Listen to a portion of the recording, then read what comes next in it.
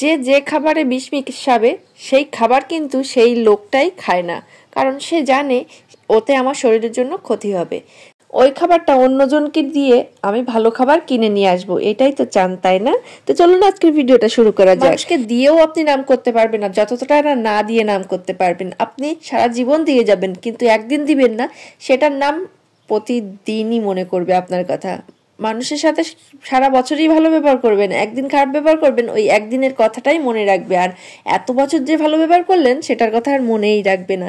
তাই মানুষকে দিয়ে সন্তুষ্ট করা যাবে না, এবং নিজে কি দিল, নিজে আসলেই ভালো জিনিসটা দিতে পারলো কিনা, নিজে বেশি দিল কিনা, সেটা কিন্তু একবারও ভাববে না। মানুষ নিজের কাছে একবারও প্রশ্ন করে না যে আমি নিজে তো ভালো কিছু দিতে পারি না, দিতে পারছি না, তাহলে আমি কেন তার কাছ থেকে এত ভালো কিছু আশা করব, আর আমি কেন এটা করব।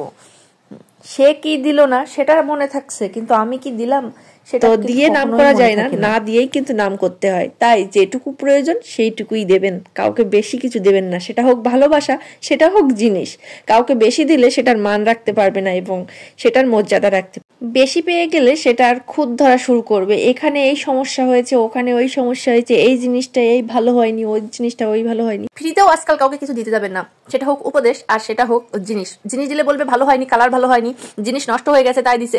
তারপরে যারা কম্বল বিতরণ করে তারাই ঠিক বুঝতে পারে যে আসল জিনিসটা কি কারায় মানুষ জাতি যে কেমন সেটা বুঝতে পারে। কম্বলের কালার পরিবর্তন করে দিন, এটা দিন ওটা দিন, কত চাহিদা থাকে।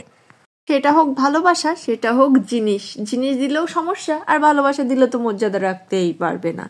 তো চলুন আজকের ভিডিওটা শুরু করা যাক। ভিডিওটা তো শুরু হয়ে গেছে, তো মাছ ধরতে চলে এসেছি আমরা সবাই মিলে। মাছ খাওন দিচ্ছে, জাল খাওন দিচ্ছে আর কি, এটাকে জাল খাওন বলে। তো আমরা অনেক মজা করতেছিলাম, মাছ ধরাধরি করতেছিলাম, আনন্দ করতেছিলাম। তো চলুন ভিডিওর প্রথমে এই কথাটা কেন বললাম সেটাই আজকে আপনাদের সাথে শেয়ার করি। তো আমরা মাছ চাষ করি, তবে আমি আগেই বলে নিই, আমার বাবা সার ওষুধ ব্যবহার করে না, কোনো ঘেরে কোনো ফসলে সার ওষুধ ব্যবহার করে না। শুধু ধানের ক্ষেত্রে একটু সার ওষুধ ব্যবহার না করলে হয় না, কীটনাশক, তবে যেটুকু প্রয়োজন সেইটুকুই ব্যবহার করে।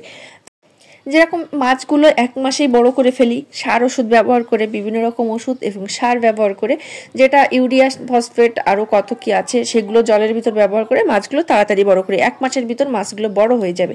আর কি করি আমরা, বিষ মেশাচ্ছি, এটা আমরা খাচ্ছি না, কারণ আমাদের শরীরে ক্ষতি হবে। এই জন্য আমরা জানি আমরা নিজেরা বিষ মেশাচ্ছি, আমরা নিজেরা কেন খাবো? আমরা এটা বিক্রি করে ভালো ফল, দুধ, তারপরে আরও নদীর টাটকা মাছ কিনে এনে খাবো। আমাদের চিন্তাভাবনা এইগুলাই, অনেকেরই আছে, এগুলো করে, প্রত্যেকেই আছে এরকম চিন্তা ভাবনা।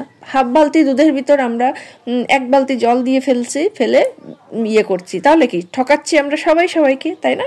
এই একটা জীবন চক্রের মতো হয়ে গেছে, আমি আপনাকে ঠকাচ্ছি, আপনি আমাকে ঠকাচ্ছেন, এইভাবেই। কিন্তু আমরা ভাবি আমরা বিষ মেশাচ্ছি, কেউ জানতে পারছে না, আমরা এটা বিক্রি করে আরো বড়লোক হব এবং আমরা ভালোটা কিনে খাবো। আসলে কি আপনি ভালোটা দিচ্ছেন না, আপনি ভালোটা আশা করে অন্যের কাছ থেকে, অন্যও তো আপনাকে ঠকাচ্ছে না, করে ফেলছি আমরা নিজেরাই, অজান্তে করছি না, জানতেই করছি।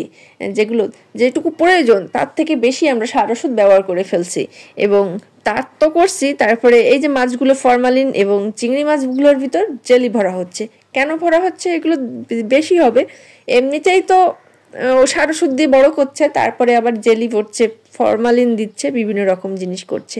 তো চলুন ওসব কথা বাদই দিলাম, ওসব কথা বলেও লাভ হবে না।